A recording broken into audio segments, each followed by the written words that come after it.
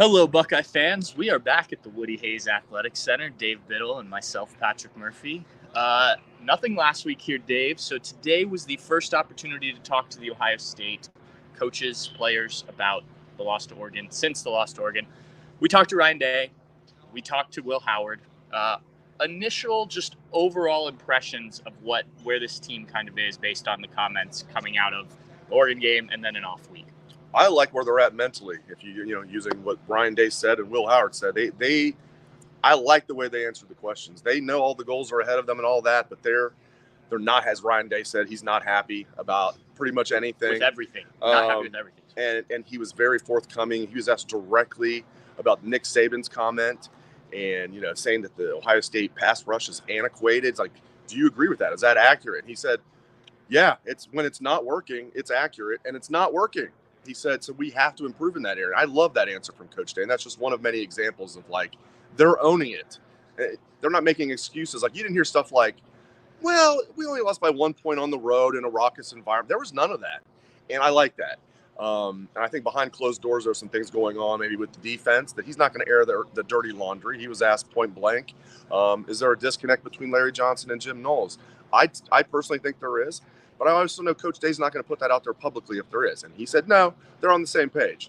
But he also said there's conversations that go on in the room, and that's fine. People can disagree in the room when you're having conversations. He said when they leave the room, everyone needs to be on the same page. He's been spending more time with the defense, Coach Day has, so a lot to unpack there. But it sounds like they're making some – and you put a nice Bucknuts last night, a VIP, a lot of, like, really interesting insights. Yeah. You're hearing that there's some things going on with the defense, that they're doing some maybe more than just minor tinkering during the bye week. Yeah, look, last week was the bye week. Yeah, I think we have to look at this in a couple different ways because college football is different this year. There's a 12-team playoff.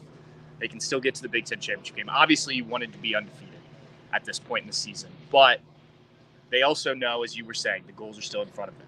With that said, this loss to Oregon and the way it happened wasn't a one-time thing. Right? We've seen this in some big games. We saw it against Georgia. We've seen it in a couple games against Michigan. Not always exactly the same things, but you can find the same root of the problem. And I think from talking to some people, that is what they are recognizing. And I wrote about this last week. This is an opportunity for Ohio State to fix something in season, which they haven't had. The Michigan games, yes, you got to bounce back against Georgia and you were able to work on some things. But after one Michigan game, the Georgia loss, season's over. Other two Michigan games, it's basically over. Yeah, you get a bowl game, but last year against Missouri, they didn't care. So the last time you go back, it was also the Oregon game. And Ryan Day demoted Kerry Combs at that point from defensive coordinator, changed things up. Did it work? No. That defense was still not very good. But I think that this is a chance to see how Ryan Day and the rest of this staff handles things. And from my understanding, there are some things that are happening. How tangible you see it on Saturday against Nebraska, I don't know. I don't think it'll be a whole bunch of new starters on the field, for instance. But I do think there will be some differences with the defense and kind of how things are done, at least behind the scenes. And I do trust that Coach Day is telling us the truth when he says, when you leave that meeting room, you can disagree. Clearly, Jim Knowles and Larry Johnson have different philosophies, right? One wants a 4 down all the time, defensive lineman. Jim Knowles would prefer to change things up a little bit. And I think you have to come to some sort of happy medium. And I'm not sure that that's happened so far. And I think that's what we've seen. Right. And and he knows. I mean, yeah, there's Pat's doing two things at once here. And here's the thing, like, Coach Day knows this. Like, if there is a disconnect, and again, I'm of the opinion that there is, and I'm perfectly fine with Coach Day not airing his dirty laundry publicly. But if that is happening, handle it behind closed doors, and I think he is. It's a little disappointing it's got this far. This is not the first year of the Jim Knowles era. We're in the year 3. And maybe there's not as big of a disconnect as there was, because Coach Day kind of admitted the first year maybe with the Jack there was some stuff, but he said they're absolutely on the same page now. And but again, I think it's on him to fix that if there is. He's the head coach. The buck stops with him.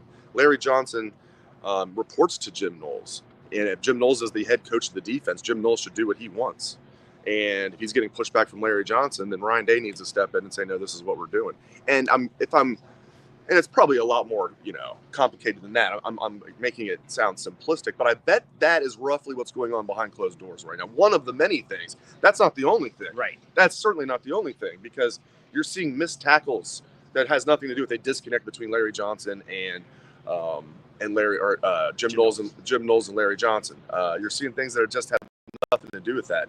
Can they become a better tackling defense? That's something that, I'm frankly pessimistic about, because I don't know how you all of a sudden become a good tackling defense. Can they improve? Yes, but they don't practice tackling to the ground in practice. I don't see how you're magically going to get better at it. But this defense needs to improve a lot. The offense needs to have a downfield passing game. They talked about that. Coach Day, in a very quick moment of levity, said, "So we're going to be launching balls today in practice." Everybody laughed, but except him.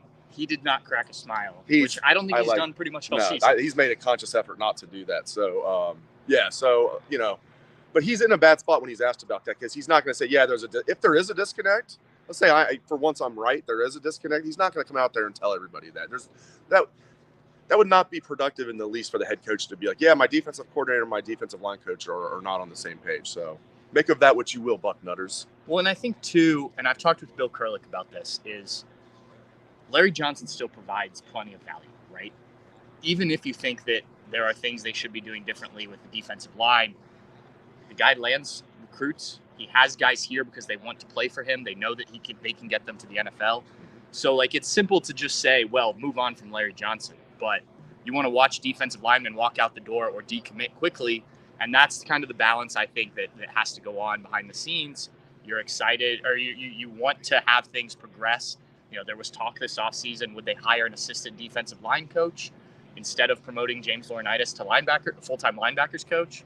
They decided to go that route. Could you have had somebody in place to replace Larry Johnson whenever he decides to move on, to retire, whatever the case may be? I think these are all things that are going on behind the scenes. Not just about this game. This is a bigger picture thing. Larry Johnson, just his age, at some point is going to retire, regardless of whether the Buckeyes could have played a great game defensively the other night at Oregon, and you're still having these conversations. So it's an interesting conversation. I think it will be something we're going to continue to talk about, because I don't think they are, as we said, they are not lockstep in philosophies, and that's fine. You can do that and still have success. I think there are probably a lot of coaches, offensively, defensively, within this program that, if it were their program and they were running everything, they would do things a little differently, but that's not the way this works.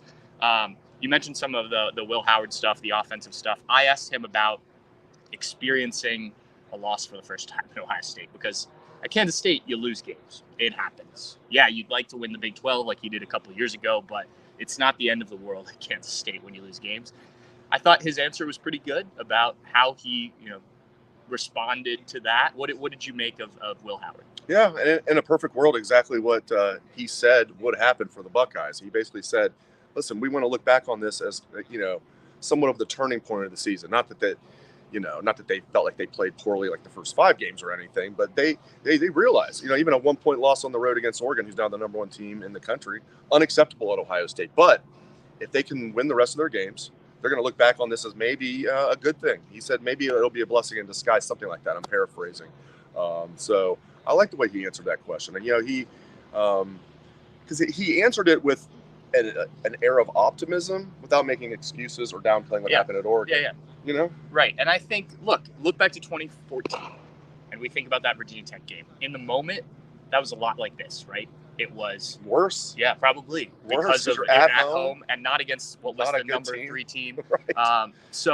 But now when fans look back on that, when players from that, when coaches from that team look back on it, it's, hey, that was a wake-up call, and it got things going. There were things that changed. I think people look back at that positively.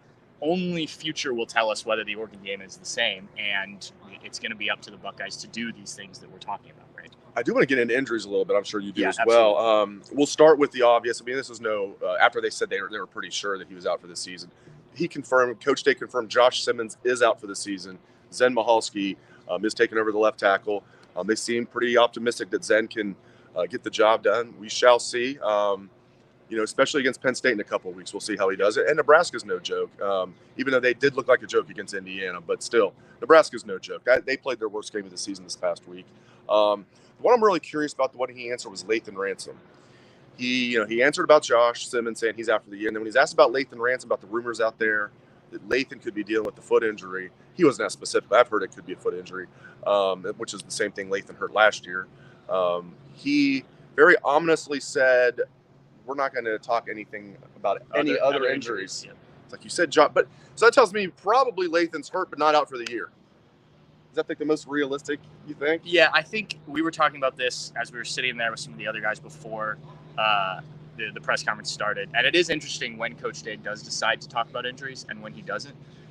I think you can certainly read into it. I would personally, I get why they don't want to put stuff out there necessarily, but I think it's better to head it off than have these things floating around. Now, if you are trying to gain some sort of competitive advantage, I guess I can understand that, but you don't want to tell your opponent that your fifth-year senior starting safety is out, right? When they already are not confident in the backups. It seems like. Yes, and he was asked about the backups.